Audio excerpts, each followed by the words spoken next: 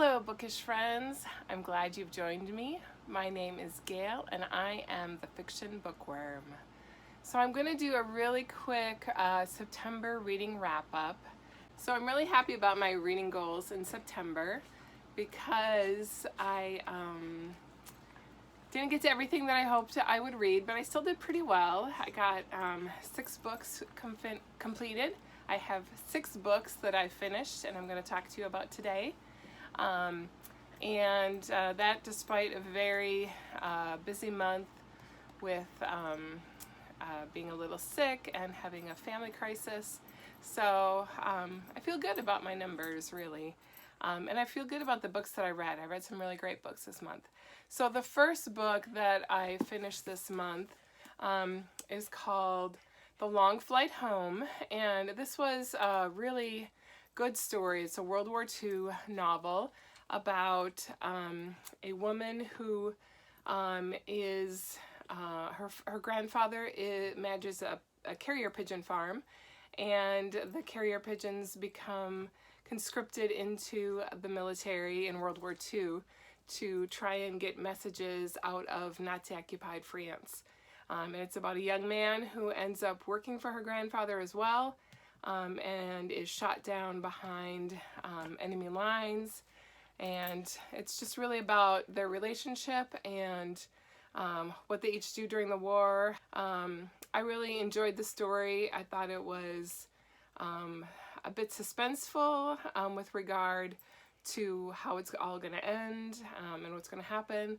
But it had a slightly more unexpected ending. And it was just a great story. And the pigeons are especially wonderful. If you like books with animals, you will really love Duchess, who is the main carrier pigeon that you see on the cover. The next book that I finished in September was a bit more of a, well, it is a historical romance, and it is called Bringing Down the Duke. And I have to say it's one that disappointed me. I wouldn't say I disliked it at all, but it was just one that didn't quite meet my expectations. I feel like there's been a lot of buzz about it, and the reason I picked it to read this month was because I had heard some good things about it, because the main character in the story is one of the first women to study at Oxford, and she is also a suffragette. She fights in the suffragette movement to try and get the vote in Victorian England.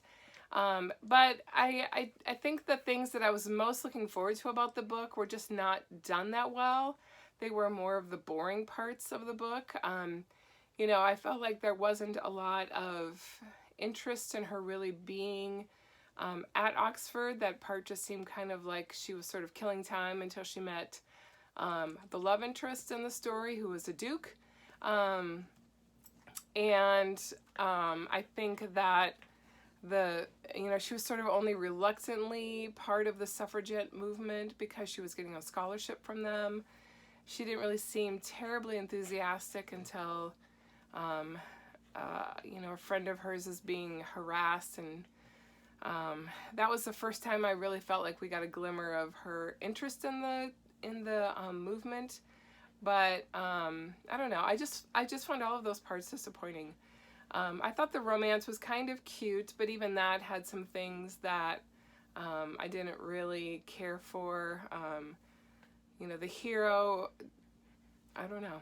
He just wasn't that great to me. So anyway, that's a bit of a letdown. The next book that I finished this month was The Night Olivia Fell. Here it is, The Night Olivia Fell. And this is kind of I think you'd call it domestic suspense or domestic thriller. So it's about a woman whose daughter falls into a river and has a head injury and ends up in a coma.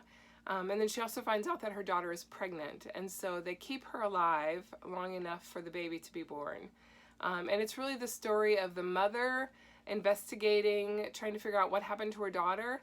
And then we also go into the daughter's POV before she, kind of leading up to this accident, and find out, like, how did she get to this point? How did she end up, pregnant? And, the daughter is still in high school. And so we learn about, what's going on in her life. So the whole book you're wondering, how did she fall into the river? Was it an accident? Was she pushed? Who did it? Who was she with right before she fell in? So I thought it was a good story, and I really enjoyed it.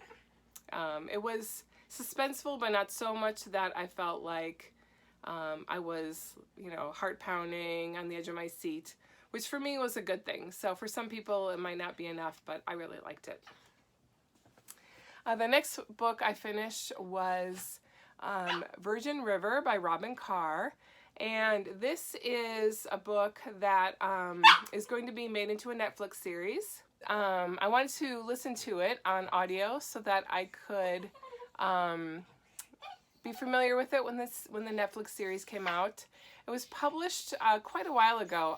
I'm thinking at least 10 years ago, maybe a little more. And there are definitely some parts of it that don't hold up well. It's definitely a combination of a romance novel and what you might call women's fiction. It's really about a community, this small town in California called Virgin River. And you get to know two main characters who fall in love, but also you really just get to know the whole town, which I really liked. There was a lot of scenes that were just about her, the main character, Melinda. She is a midwife, and so there are it felt a little bit like, Call the Midwife, in that she's dealing with different women and their birth situations. I really like that part a lot. Just the fact that, like, the whole town comes together to try and help each other out quite a bit. So I really liked it. I thought it was good. I'm looking forward to the Netflix series and can't wait till that comes out. The next book that I finished is called The Forgotten Room, and I've been wanting to read this book for a long time, and I'm glad I finally did. The three W's, who are Karen White, Beatrice Williams, and Lauren Willig, they have another book coming out, I think, in January, so this is the first book that the three of them wrote together.